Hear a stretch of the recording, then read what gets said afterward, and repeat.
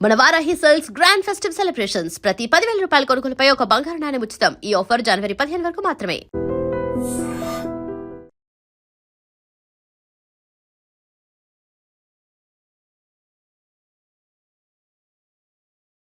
అయ్యా, ఈ ఊరి ఏమిచ్చినా మీరు తీసుకుంటారు కదయ్యా.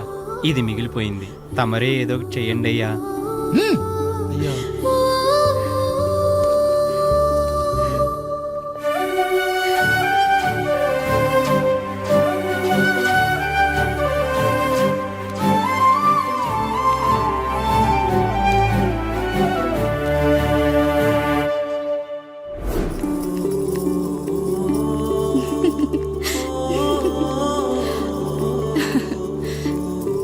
ఈ ఇల్లు, ఆస్తి, ఇంత గొప్ప భర్త, పిల్లలు, చాలా ఆనందంగా ఉందండి. కానీ నాకు ఒకటే లోటు. మన తర్వాత మన పిల్లల్ని చూసుకోవడానికి వీళ్ళకొక అన్నయ్య కావాలండి. అచ్చం మీ పోలికలతో వీళ్ళకొక అన్నయ్యని కందామండి. నువ్వు అడుగుతే కాదనగలనా?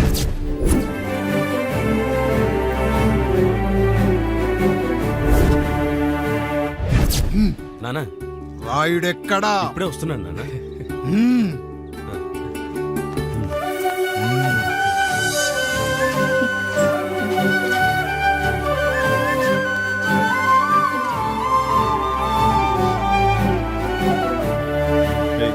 చూడరా, మీ అన్న మీద పగ తీర్చుకోవడానికి నీకు ఇదే సరైన సమయం. పర్లేదంటావా? ఏం పర్వాలేదు. అయ్యా, ఎరా రంగా, ఏం కావాలో అడగరా. నీకంటూ ఏమి ఇవ్వలేదు, నువ్వు ఏమి అడగలేదు. చెప్పరా. మా అన్నకు నాకు పడట్లేదయ్యా. తోడ పుట్టినవాడని చాలా సహించాను. అడ్డమైన దానాలు చేసి ఆస్తి మొత్తం పోగొట్టాడు. ఇప్పుడేం కావాలరా? కొద్దిగా ఈ కత్తి తీసుకొని వాడిని చంపి పెట్టండి అయ్యా.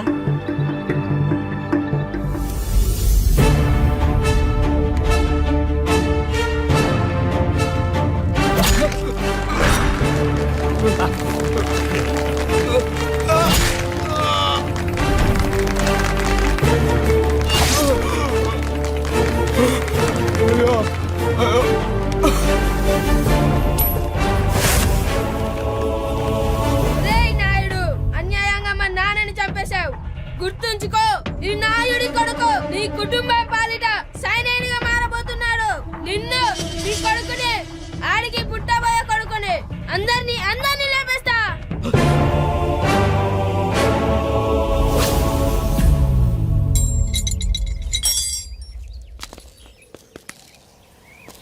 ఏం జరిగింది? మీరు హత్య చేసినట్టు ఇప్పుడే సమాచారం అందింది. తగిన సాక్ష్యాధారాలు పరిశీలించిన పిమ్మట మీకు యావజ్జీవ కారాగార శిక్ష, 2,000 రూపాయల జరిమానా విధిస్తూ అరెస్ట్ చేస్తున్నాం. అయ్యగారు నా కోసం చేసిన త్యాగాన్ని హత్య అంటుందా మీ చట్టం? ఇదెక్కడ న్యాయం? మనిషికి ఇచ్చిన మాట నిలబెట్టుకుంటే అరెస్ట్ చేస్తారా? ఏ దేశంలో ఉంది చట్టం? నన్ను ఏం చేయమంటారు రాయుడు గారు? 9వ తరగతి చదివి ఊర్లో గాలికి తిరుగుతున్నా నన్ను మీ మనిషి ఒకడు పోలీస్ స్టేషన్లో ఉండాలని నన్ను ఎస్ఐన్ చేశారు. సాటి మనిషిని స్వేచ్ఛగా హత్య చేసుకోవాలని దౌర్భాగ్య స్థితిలో బతుకుతున్నాం మనం. మీరు చేసిన ఈ గొప్ప పనిని అర్థం చేసుకునే సంస్కారం, విజ్ఞత, విజ్ఞానం మాకు లేవు సార్, మాకు లేవు.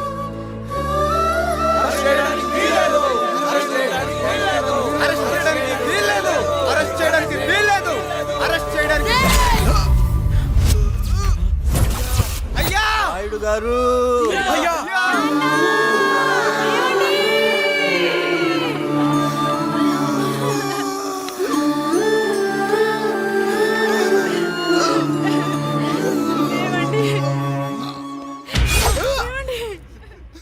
నొప్పిగా ఉందిరా.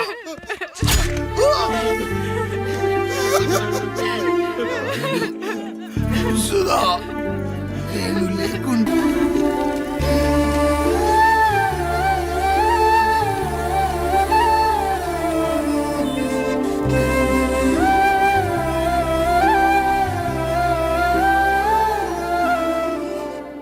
ఇందు మూలంగా 50 మందికి తెలియజేయనిదేమనగా, ఊరికి కొత్తగా వచ్చిన యాండ్రాయిడ్ తన తండ్రి పెదరాయుడు అని ఆస్తిలో వాటా పంచమని రచ్చబండిని ఆశ్రయించడం వలన గ్రామ పెద్దలందరూ రేపు 11 గంటలకు రాయుడు గారి ఇంటికి రావాల్సిందిగా కోరుతున్నాము.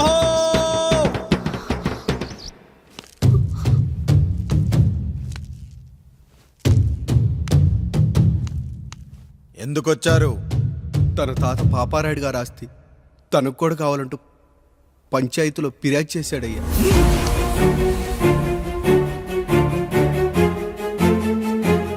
మస్తా గారు, ఆ దస్తావేజులు ఇవ్వండి. అయ్యా, మరి మా సంగతి ఏంటి? అడగరేంటి? అవునన్నయ్య. ఈరోజు మీ పన్మేష్ కొడుకొచ్చాడు, రేపు ఆ పాల్దన్ కూతురు వస్తుంది. ఇలా వచ్చినోళ్ళంతా మీ సంతానమని తెలిసాక అదిగో ఆ కాముడు చెప్పినట్టు మా ఆయన వాటా కిందో బాత్రూము, నాకో సబ్బు బిల్ల, నా పుట్టబోయే బిడ్డకో బొట్టు బిల్ల, ఇదే మిగులుతుంది. అయినా ఊరి జనాభా కన్నా అన్నయ్య పిల్లల సంఖ్య ఎక్కువైపోతుంది. వాళ్ళందరూ ఇంటి మీదకి వచ్చే లోపు మా ఆస్తి మాకు ఇచ్చేస్తే మా బతుకులు మేము బతికేస్తాంగా. అవునన్నయ్య, మా ఆస్తి మాకు కావాలంతే. ఎవరిని పట్టుకుని ఏం మాట్లాడుతున్నారయ్యా? గా ఉన్నప్పటి నుంచి ఆయన మిమ్మల్ని సాగుతూ ఉన్నారు. ఈ రోజు పెరిగి పండయ్యాక మా దారి మేము చూసుకుంటా అనడం న్యాయం కాదయ్యా, న్యాయం కాదు. ఏ ఆయన నీకో కొడుకునిచ్చాడా? వాడి పేరేంటి? ఐఫోనా? ఎరా, ఆస్తి కావాలా? 4 బ్రష్లతో తోముకుంటే ఎక్కడ విడిపోతామో అని నా బ్రష్ టూత్ పేస్ట్ నీకు త్యాగం చేసినప్పుడు అప్పుడు అడగాల్సిందిరా, అన్నయ్య ఆస్తి కావాలి అని. ఎరా, నేను వాడిపారేసిన లంగోటాలు మార్చి మార్చి చొక్కాలు చేతిగుడ్డలుగా వాడారే, అప్పుడు అడగాల్సిందిరా, అన్నయ్య ఆస్తి పంచు అని. రేయ్, నువ్వు 6 నెలల పసిగందుగా ఉన్నప్పుడు పాల కోసం ఏడుస్తుంటే నిన్ను తీసుకెళ్లి పశువుల దొడ్లో కట్టేశానే, అప్పుడు అడగాల్సిందిరా, అన్నయ్య నాకు ఆస్తి కావాలి అని. రేయ్, మా తండ్రి గారు పాపారాయుడు పోలికలు నాకు, నా పోలికలు ఆండ్రాయిడ్కి. అసలు మా కుటుంబంలో ఏ పోలికలు లేని మీకు ఎందుకు ఇవ్వాలరా ఆస్తి? ఆస్తి లేదు, గీస్తి లేదు. Get out, get out, get out, get out, get out, get out అని నేను అనొచ్చు, కానీ అనగలనట్రా? అనలేను. ఎందుకంటే మీరంతా నా తమ్ముళ్ళు, నా చెల్లెళ్ళు. రక్తం తాగిన దోమ కూడా వెళ్ళేటప్పుడు కృతజ్ఞతగా ఏ మలేరియానో టైఫాయిడో వదిలి వెళ్తుంది. కానీ రక్తం పంచుకొని పుట్టిన మీరు ఈ అన్నయ్య కోసం ఆస్తి కూడా వదల్లేకపోతున్నారు కదరా. గుమస్తా గారు, నా యావదాస్తి నా తమ్ముళ్లకు చెల్లెళ్లకు వాళ్ళ పేర్ల మీద రాయండి. నాకు చిల్లి గవ్వ కూడా అక్కర్లేదు. ఇక ఈ ఇంటికి నాకు ఎటువంటి సంబంధం లేదు. లక్ష్మి, సావిత్రి, మీ చీరలు విప్పేయండి. ఇక్కడికి వచ్చేటప్పుడు ఏ చీరలు కట్టుకున్నారో వెళ్ళేటప్పుడు కూడా అదే చీరలు కట్టుకోండి. వెళ్ళిపోదాం. దస్తావేజులు తీసుకురండి.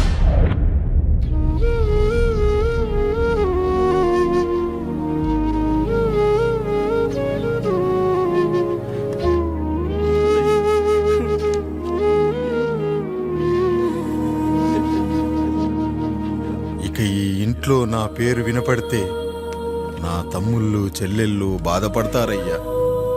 ఈ ఇంట్లోనే కాదు, ఈ దస్తావేజులో కూడా నా పేరు ఉండకూడదు. నేను ఇక్కడ సంతకం పెట్టి వీళ్ళ మనసు నొప్పించలేను. అయ్యా, మొత్తం వదిలేసి మీరెలా బతుకుతారయ్యా? ఎండకు నీడలా, వర్షానికి గొడుగులా నన్ను ఇన్నాళ్ళు కాపాడింది. కష్టాల్లో సుఖాల్లో నాకు తోడుగా నిలిచింది. నా నిజమైన ఆస్తిని, కుటుంబ గౌరవాన్ని కాపాడింది. ఇదేరా నా ఆస్తి, అంతస్తు. ఇదే మా నాన్నగారిచ్చిన లంగోట.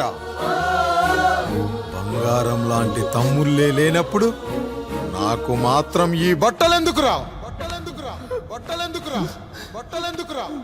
వెతికిన దొరకదే రూపం, అరి పిలిచిన పలకదే ప్రాణం.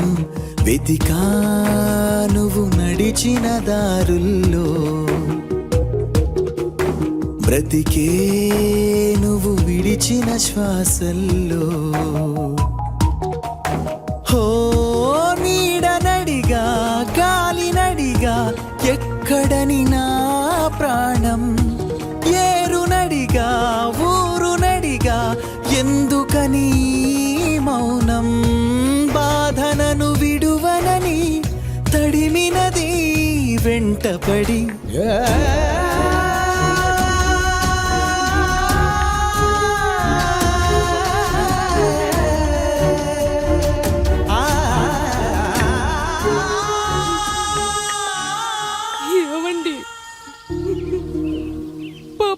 మీ చెవట పడుతుందండి. ఇడ్లీలో 2 చెంచాల ఉప్పు తగ్గించు లక్ష్మి. ఎలాగో మనం పేదోళ్ళమే కదా, కనీసం ఉప్పు ఖర్చైనా తగ్గుతుందనుకో.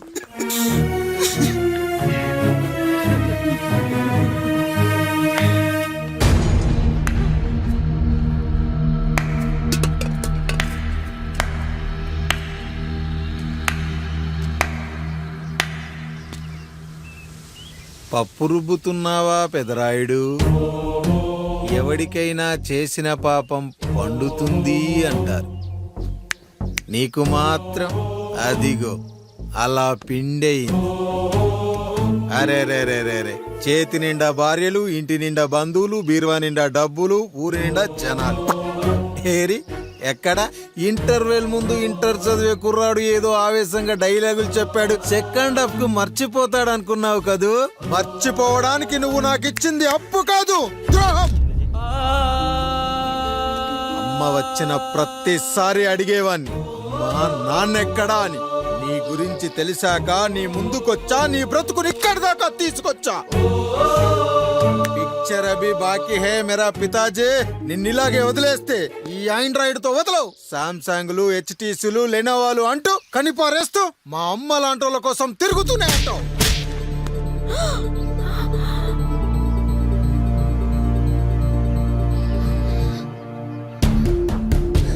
అమ్మా అమ్మా ఛీ, నన్నలా పిలవకురా.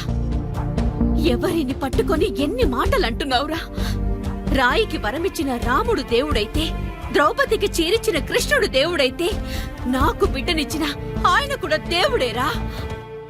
ఏంటి ఇలానే వదిలేస్తే బిడ్డల్ని కంటూ వెళ్తాడా? అసలు ఆయన కంటూ సొంతంగా ఒక్క బిడ్డ కూడా లేడు.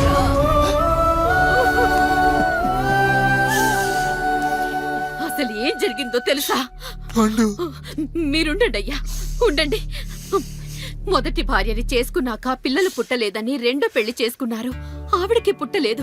మూడోసారైనా తగులుతుందనుకున్నాం, తనకే పుట్టలేదు. పిల్లల కోసం పెళ్ళాలని మార్చాడే కాని వాళ్ళని వదిలేయలేదురా. అదిరా మా పెద్దయ్య మనసు. ఆయన దగ్గర బాణం ఉంది కానీ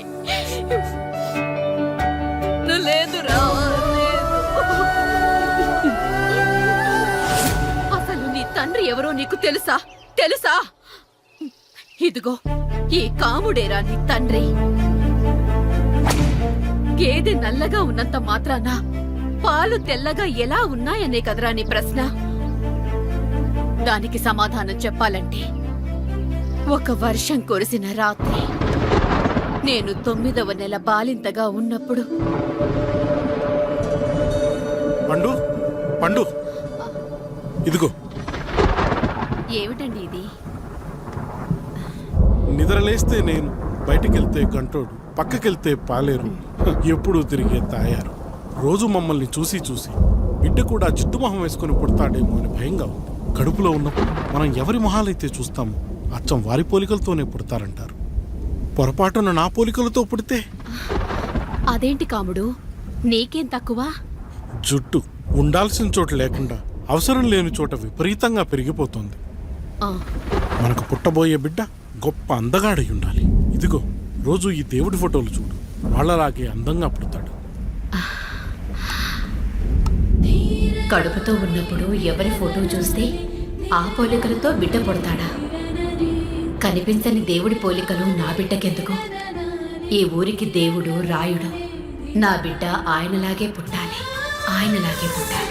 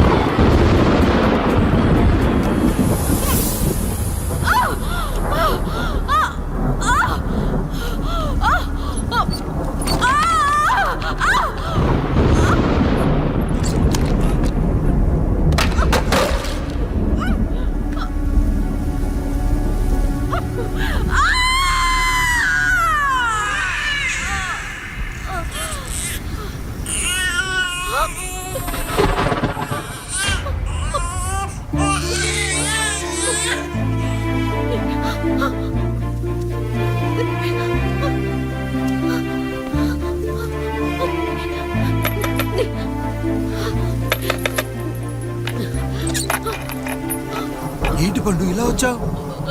అయ్యా తప్పు జరిగిపోయింది పెద్దయ్య. ఏం జరిగింది? అసలే నువ్వు ఒట్టి మనిషి కూడా కాదు. ఒక్కసారి ఇటు చూడండి అయ్యా.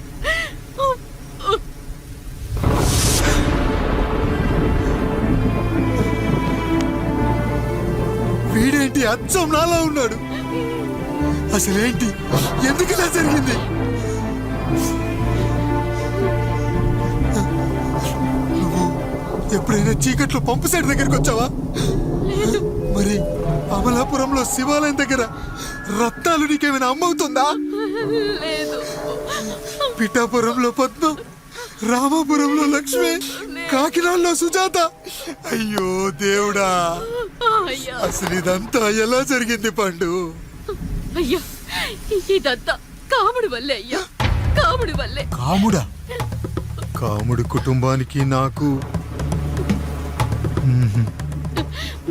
ఏం గుర్తు రావట్లేదే. ఎన్నని గుర్తు పెట్టుకోగలను నేను మాత్రం. అయ్యా అది కాదయ్యా.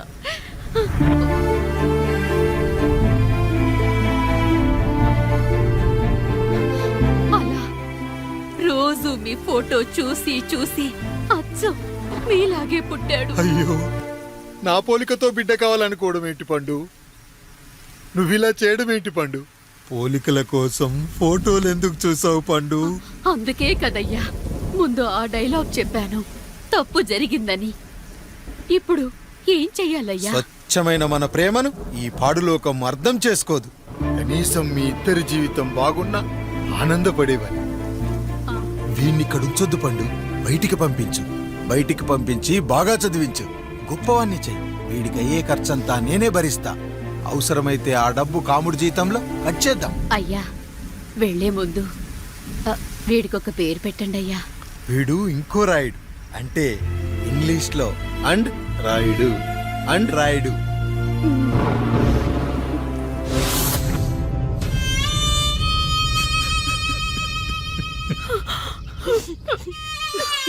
ఇదిరా నీ కథ, నా గతం. నిన్ను చదివించడం కోసం ఆయన మీ నాన్న జీతంలోంచి నెలకి 3,000, 4,000 కోసేసిచ్చేవారు. అప్పుడు ఆయన పడిన బాధ పగవాడు కూడా పడకూడదు. చూసావారా, దేవుడు లాంటి పెద్దయ్యని అనవసరంగా అనుమానించడం ఎంత పెద్ద తప్పు చేసావో అర్థమైందా? ఒకడు నిమ్మకాయ పెట్టి పసుపు వేసి ఉప్పు కలిపి పులిహోర చేయొచ్చు, కానీ ఆ పులిహోర ఎప్పటికీ దేవుడి ప్రసాదం. నువ్వు ఆ దేవుడి ప్రసాదం. ఇక ఆయనే మీ నాన్న. చూసావా అమ్మా, ఈ రోజు నుంచి నాకు 3 అమ్మలు, 2 నాన్నలు. నీకు మాత్రం ఒక్కడే భర్త, నాన్నకు మాత్రం ఒక్కటే భార్య. మా నాయనే. అయ్యా, బిడ్డను ఒక్కసారి ఎత్తుకొని తిప్పండి అయ్యా. బాబు, నాన్న,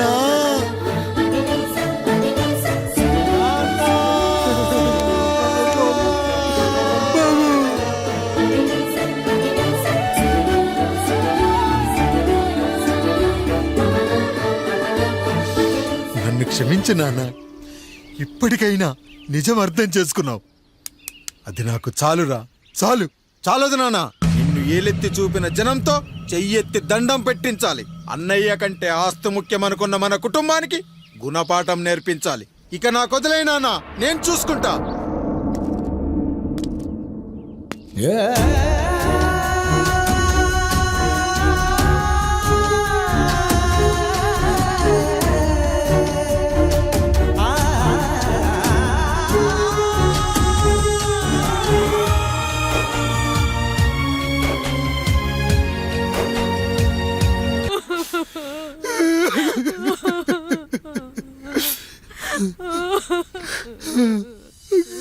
భార్య పోయింది, తమ్ముళ్ళు వద్దనుకున్నారు. కుటుంబం, ఊరు, ఆస్తి ఇప్పుడు ఏదీ లేదు. ఇక నేను ఎవరి కోసం బతకాలి?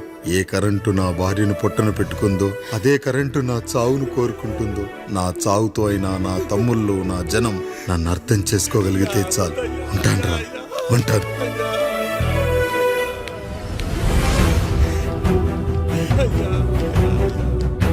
అయ్యా, అయ్యా, రండయ్యా. పెద్దరాయుడు గారు చనిపోతున్నారయ్యా. రండయ్యా, మీరన్న వచ్చి ఆపండి అయ్యా. అయ్యా,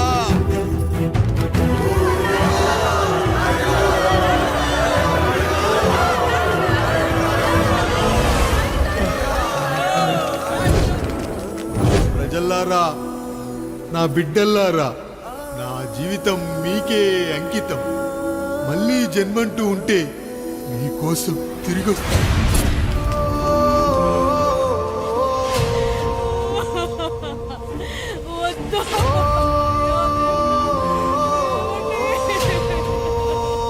వద్దయ్యా, వద్దు, వద్దయ్యా, వద్దయ్యా.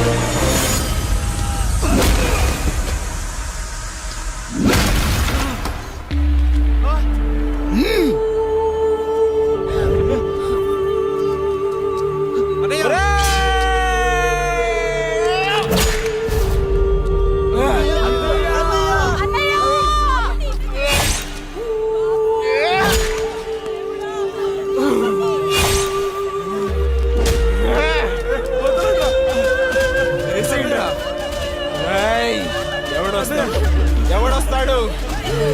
నిన్ను కాపాడడానికి ఎవడొస్తాడు? వేసేట్రా.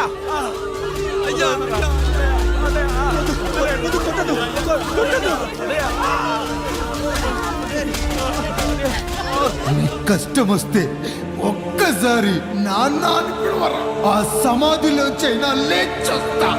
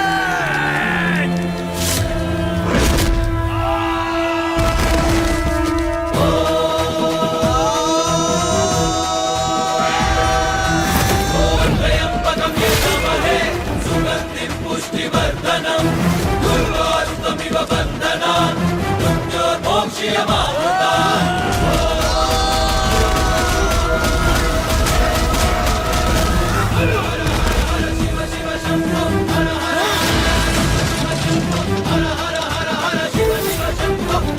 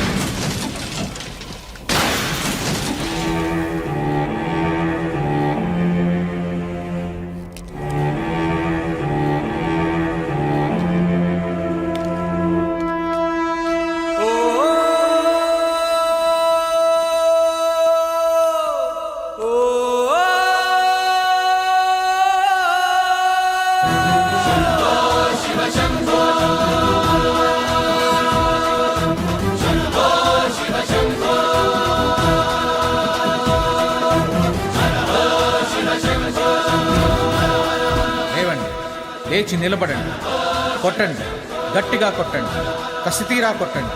ఈ చిత్రంలోని నటులను, సాంకేతిక నిపుణులను ఎక్కడ పడితే అక్కడ కొట్టండి. కనిపించిన ప్రతి చోట కొట్టండి చప్పట్లతో. విడివిడిగా ఉన్న వ్యక్తుల మధ్య బంధాన్ని నిలిపేది కుటుంబం. విడిపోయిన కొబ్బరి ఆకులను కలిపి ఉంచేది కొబ్బరి మట్ట.